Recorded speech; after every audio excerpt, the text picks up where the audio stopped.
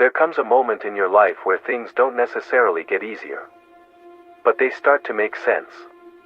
You stop expecting people to save you. You stop hoping the world will hand you clarity. And you start realizing everything you've been searching for, peace, purpose, direction, has been waiting in the space where you finally sit with yourself. You don't need a breakthrough. You need a pause. Because most of what you're calling confusion is actually just noise. Layers of expectations, pressure, and what-ifs that were never yours to carry. The realization comes quietly. You've been living based on someone else's blueprint, trying to meet standards you didn't even agree to. And when you finally see that, it stings. But it also frees you.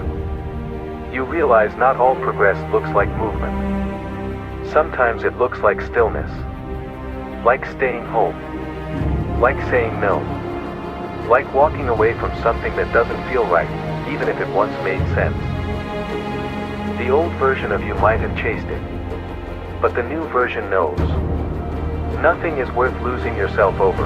Not love, not success, not validation. There's power in no longer being reactive. You don't argue to be heard.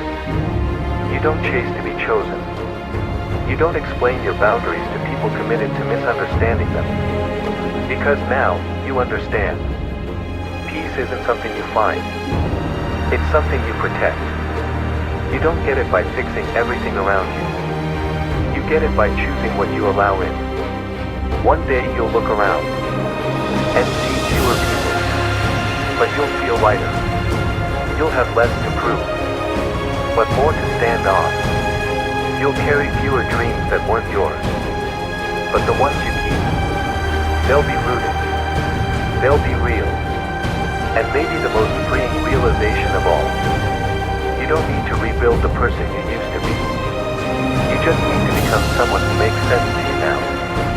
Someone who speaks gently to themselves, who doesn't wait for a meltdown to rest, who lets go when something is heavy for too long.